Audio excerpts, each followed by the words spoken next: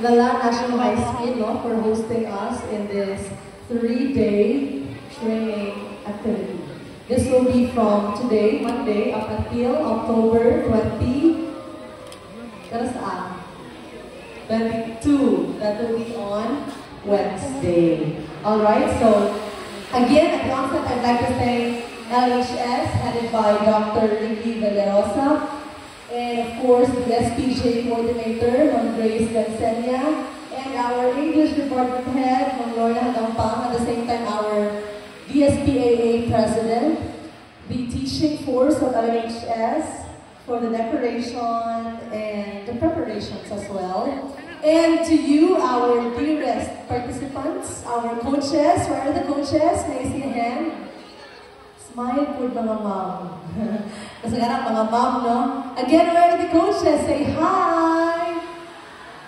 Very pretty ang ating mga champion coaches. And our campus journalists. Where are you? Elementary campus journalists. Wow! Si Kuya na elementary na siya. Anyway, high school. Hilom ang high school, no? Again, where are the high school participants? You only have from Lala National. Ano, from Pantar, right? Okay. And I think Philippine Science participants are still on their way.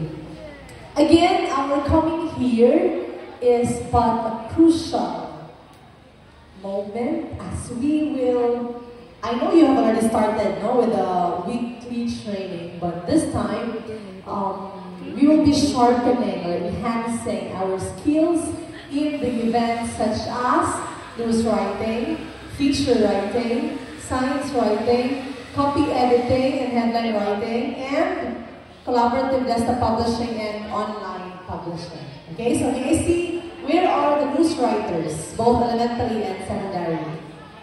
Secondary, isa lang. Where are the others? Secondary, news writing. Ato ang i-note sa GC, ma'am, ha? Nausap pa ang secondary. News writing. Thank you.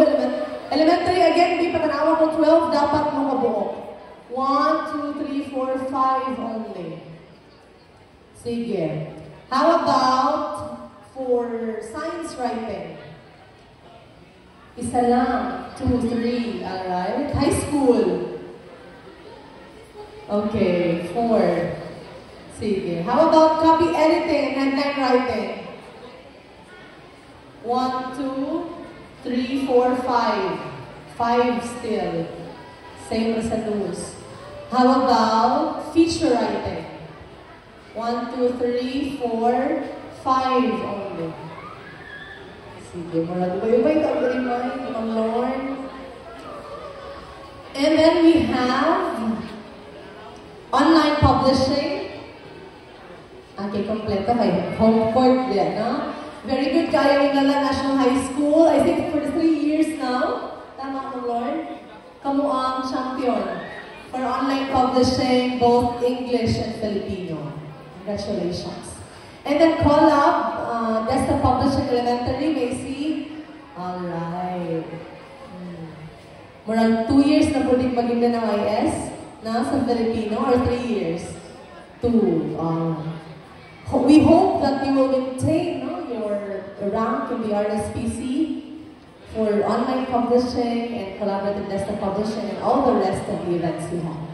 Again, I really hope that you will make the most out of the 3-day training, meaning to say you will really take down notes and listen to our invited trainer as we have invested a lot, for him to come.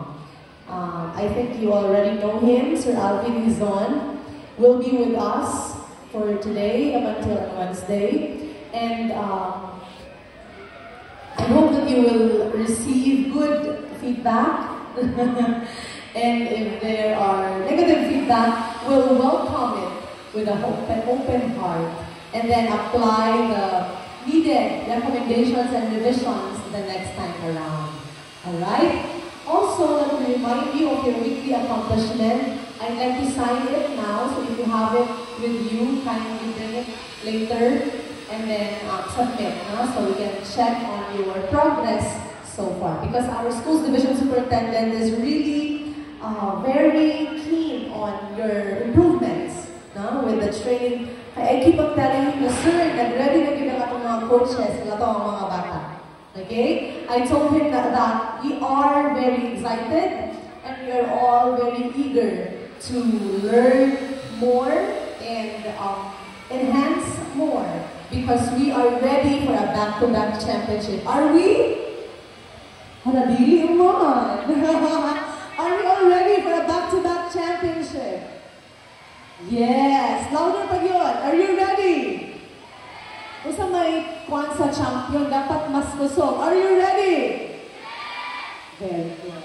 We are very ready to win another championship title. Alright? And again, that lies in your hands, in all of us, no, to really do our best so that come November or January, we will be ready. Because naay mga plans na i-move siya for January.